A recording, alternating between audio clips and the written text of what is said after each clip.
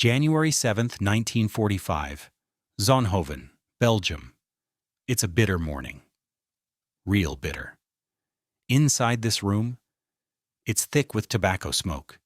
You could practically chew it. There's the sound of typewriters, clack, clack, clack, going like machine guns, and those camera flashes. They're popping off like small white grenades. Everyone's waiting. Then steps up the Field Marshal, Bernard Montgomery, Monty. He doesn't look like he's been near a front line in a month. He's looking, well, he looks jovial. That's the word. Confident. Almost like he's got a secret he's just dying to share. He reaches up, sort of adjusts that black beret. No, he fixes it, makes sure it's just so. It reminds me of those officers in basic training. You know, the ones who spent more time on their creases than their maps. Outside that window, the wind is howling. It's a nasty, bone-deep cold. In the Ardennes. Right now, Napalm, just over the hills, thousands of GIs, American boys, are huddled in frozen holes. They're shivering. They're dying. They're watching their friends get torn apart by tiger tanks in the dark. But in here, in this warm room, Monty is smiling. He's about to open his mouth and say something, just one sentence, that the boys in the snow are going to take like a knife in the ribs. At the time, no one noticed it. But the whole alliance, well, the machine we built to break Hitler, it was starting to rattle, starting to fall apart. Not because the Krauts were winning, no, but because of the ego in this room. The pride of one man. Funny, you know, how a man's smile can be more dangerous than a 500-pound bomb when the stakes are this high. You could feel it in the air, sort of a heavy, expectant silence. He's looking out at the reporters, and he's ready to tell them how he saved the world.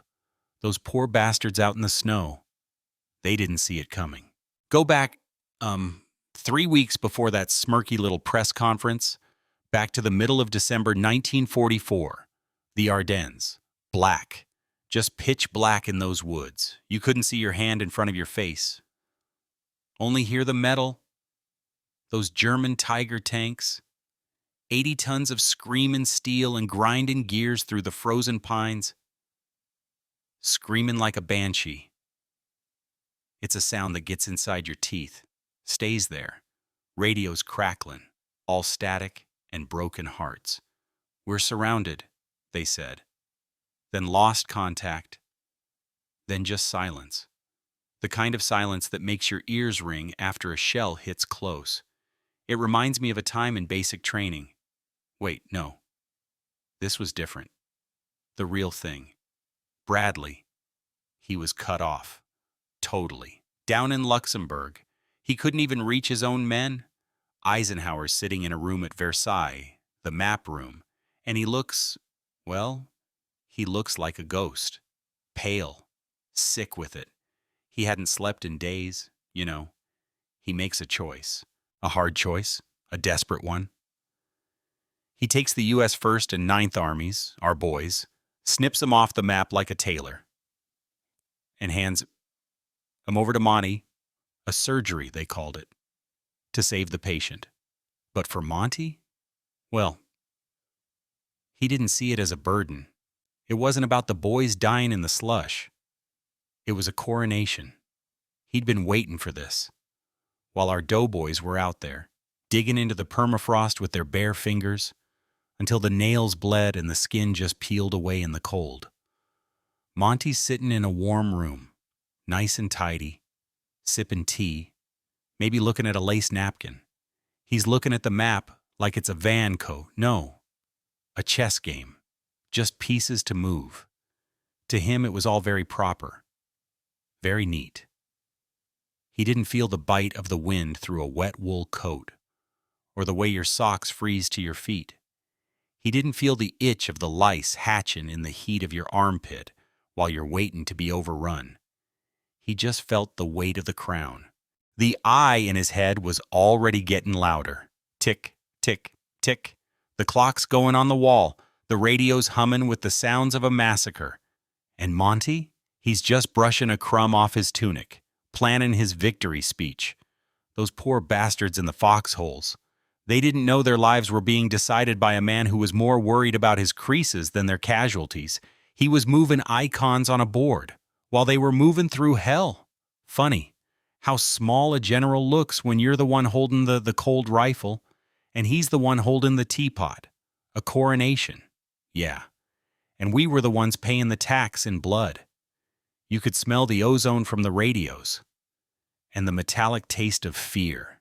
That sharp penny taste in the back of the throat. It never leaves you. We were dying. And he was dandying up. Just another day in the dark.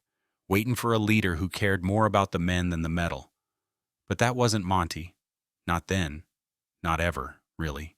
The smell of cold grease and stale coffee. That's what I remember. While he was checking his reflection. Just waiting for the cameras. So there he is. Standing behind that podium in Zonhoven. He's got that look. You know, that look of a man who's just won a prize he thinks he earned all by himself. You look at him, and then you think about those poor bastards at Bastogne. It's a hell of a contrast, really.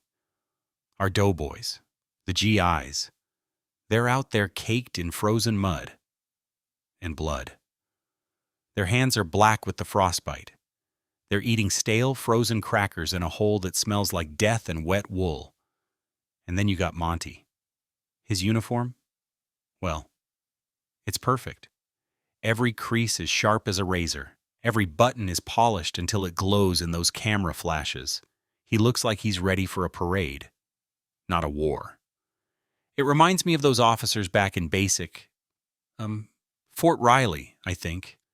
The ones who'd gig you for a loose thread while the world was ending. And then he starts talking.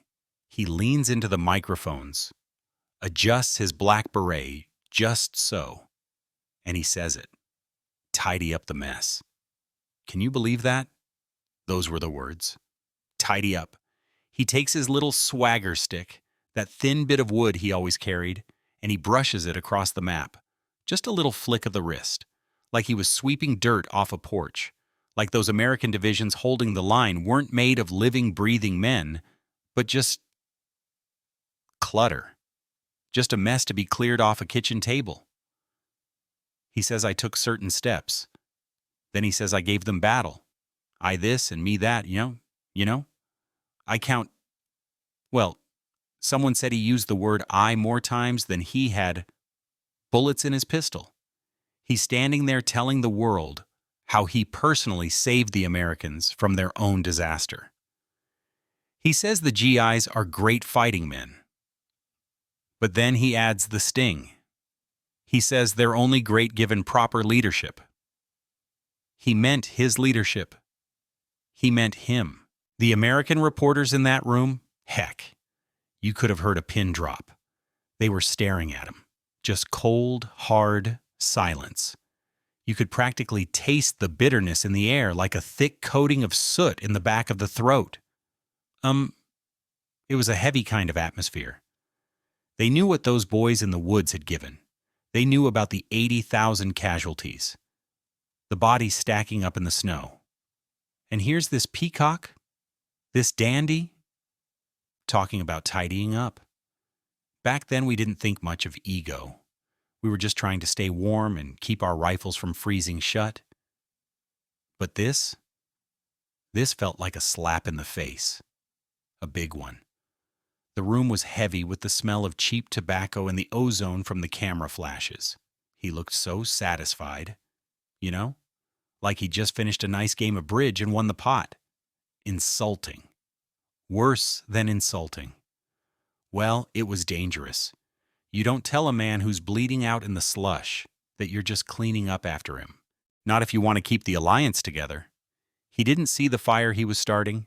He just kept on smiling, adjusting that beret again, looking at the map like it was a neat little garden, and he was the only gardener who knew how to pull the weeds. It makes you sick, you know? Thinking about the itch of the lice in our uniforms and the smell of wet, rotting leather. while he stands there smelling like lavender and starch. He thought he was the hero. He really did. He couldn't see past the eye in his own head. The silence from the Americans, it was like a fuse burning. He was standing on a powder keg, and he was flicking matches just to see him glow. Funny how a man can be so smart about a map, and so damn stupid about people. That smirk. It's what I remember most. That self-assured smirk while the world was on fire. Just a tidy little mess. That's all we were to him. The metallic taste of the rage. It was like chewing on a piece of copper. You see him flicking that swagger stick. That little stick. And you think of the weight of a heavy pack on a tired back. He didn't know the weight of it. Not really. He only knew the weight of his own medals. The silence, well, it was an explosion waiting to happen, and it did. It sure did. Just a clean map and a dirty war. And Monty in the middle of it all, smiling for the cameras while the GIs were still out there in the dark. News travels through the winter like a cold wind. And when those transcripts hit the desks in the American headquarters, well, the air just about caught fire. Omar Bradley. He wasn't a man for outbursts. He was steady, like a rock. The GI's general, they called him. But when he read those words, tidying up the mess, he slammed his fist down on that wooden map table so hard the inkwell jumped, black ink bleeding all over the Ardennes, soaking into the paper hills, like a shadow spreading over the whole damn theater. He didn't just get mad, he got cold. I heard he told Eisenhower he was through. "I'll resign," he said. Plain as that. He'd walk away from the war, leave his stars on the table, before he'd take another order from that peacock, that dandy in the beret, for one more minute. And George Patton was even worse. You could have heard him swearing all the way to the Rhine. He was sitting in his tent, scribbling in his diary so hard the pencil lead snapped right off. He didn't see a general in Monty, he saw a thief, a man stealing the credit, stealing the blood of American boys just to polish his own medals. The alliance, it was creaking, groaning like an old barn in a gale. Creak, snap, pop, starting to rattle apart, shaking itself to pieces. Eisenhower, poor Ike. He was caught in the middle. A man squeezed between two fires. He hadn't slept in weeks. You could see it in the bags under his eyes, the gray skin. The way his hands shook when he lit another cheap cigarette, he got the word. And it wasn't a polite request. An ultimatum. A choose moment. Choose. You keep the Field Marshal, or you lose every American general in Europe. Every tank commander, every boy from Brooklyn to Boise would be without a leader. The whole damn front would have collapsed, just folded up like a wet map. Berlin, well, those poor bastards over there would have loved to see it. If they'd known the Allied generals were at each other's throats, they probably would have opened another bottle of schnapps and laughed. Those krauts in their bunkers, they were hoping for a crack, any crack. And Monty gave them a canyon, Patton's ink. It wasn't just on the page. It was in his heart. He wanted to hit something, anything. He saw the alliance like a marriage, and Monty had just cheated. In the cold, everything is more brittle. Decisions, men, alliances, pop, snap. Eisenhower was smoking his third pack of the day, the smell of tobacco and burnt coffee. It was the smell of a collapsing command. It didn't seem important then, when we were just worrying about the lice in our tunics and the taste of stale K rations, the metallic taste of fear in the back of your throat. But the whole war was hanging by a single, fraying thread. Ike was staring at those ink-stained maps, feeling the weight of millions of lives on his shoulders. Weight. It's a funny thing. It doesn't just come from a pack. It comes from decisions. It reminds me of that time in basic... No, that's not it. Bigger. The end of the world if they didn't fix it. A disaster. A mess. And Monty was the one who'd spilled the ink in the first place. I remember the heavy silence after the telephone stopped ringing in the command tents, just the sound of the wind outside, and the knowledge that the bridge was about to break. It's funny how small a big man looks when he's tearing down what everyone else is building. Ike just sat there, staring at the black ink, waiting for a miracle.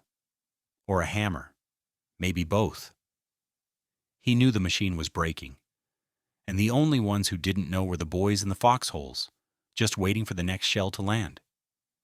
The silence, well, it was enough to make you scream. Just the smell of wet wool, and the ink, always the ink. January 18, London, 1945. A gray day, the kind where the fog just hangs over the Thames like a wet wool blanket. Churchill walks into the House of Commons. He looks heavy, tired. He's got that cigar smell following him, and he's carrying the weight of the whole world. He knows the machine is breaking. He knows Bradley and Patton are ready to throw their stars on the table because of that peacock in the beret. The telegrams from Ike, they were just screaming for a fix. So Churchill stands at the dispatch box. He doesn't coddle Monty. He doesn't make excuses for the ego. He just picks up a scalpel and starts a surgery. A surgical strike, you know. He starts throwing numbers around like they were live rounds. For every one Brit, 60 Americans died. In the Ardennes, maybe 80. Those are boys. American boys. Bleeding in the slush while Monty was talking about tidying up the mess. Churchill calls it an American victory. He makes it clear, real clear, that this wasn't a British show, a slap. A direct slap across Monty's face, but done with that fancy London talk. The silence in the room. You could hear a pin drop. Just the smell of old wood and wet umbrellas. He saved the alliance with a few hard truths. Funny how the truth can be a hammer when you need it. Monty was the one under the wheels this time, and Churchill, well, he didn't even look back. He talked about the sacrifice. He talked about the snow. He didn't use the word I like Monty did. He used they. The ones with the frozen fingers. The ones who didn't get to have tea in a warm room. A rebuke. You know? A real stir-in rebuke without ever calling the man a liar. But everyone knew. The American generals. They heard it. Like a long, slow exhale of breath. Like the pressure finally leaving a boiler before it blew. It reminds me of that time in basic training when the sergeant had to set a lieutenant straight. Only this was for the whole world. Churchill's words, they were like lead, heavy, real. He didn't polish them too much. He just let the cost of the battle speak for itself. Back then, we didn't think much of politicians. We were just worrying about the itch of the lice and the metallic taste of fear. But that day he did his job. He kept the coalition from snapping like a brittle twig in the frost. He chose the alliance over the ego. He chose the boys in the mud over the peacock in the parlor. When he sat down, the room felt different. Sort of settled. The fire was out, for now. But the scars? Well, those don't just go away. You can still see the arrows on the map. But Churchill, he knew the arrows were made of men, not ink, just men. The Bulge, well, it finally flattened out.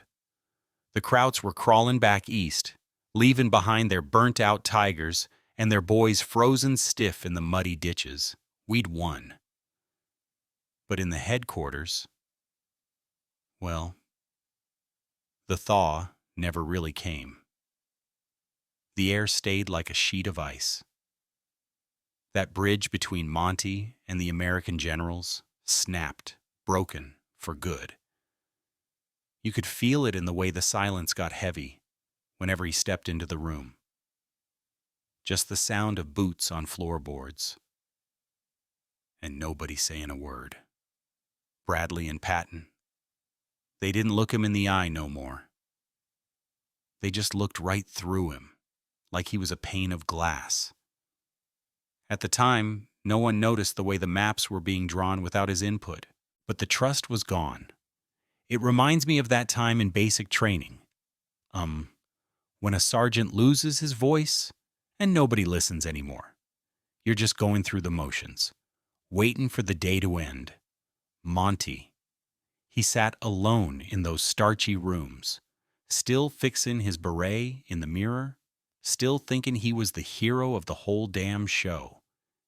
He thought he was just misunderstood. It's funny, how a man can be so smart about a map and so blind about his own pride. He was a ghost in a polished uniform. The ego, well, it's a hell of a thing. It carves a hole deeper than any 88 shell. You can patch up a bridge over a river, but you can't patch up what he broke with that one smirk in Zonhoven. I remember looking at the big black arrows on the wall later on, pointing straight toward the Rhine. The doughboys were leading the charge, boots sinking into that wet, rot-smelling spring muck. They were moving fast now, moving hard, but not one of them looked north for a signal. Not one. They didn't want his orders. They didn't want his proper leadership. He was just a shadow in the background, waiting for a parade that was never going to come his way. The wounds from the snipers, the frostbite that took our toes, those things healed up eventually. But the bitterness, that stayed. It's funny how a few words can do more damage than a whole panzer division. I still see that arrow on the map, sometimes in my head, pointing straight at the heart of Germany. And those boys leading the way, never once looking back at the man who thought he'd saved him. Just a cold shoulder in a cold world. And the silence that follows a man who thinks he's bigger than the war.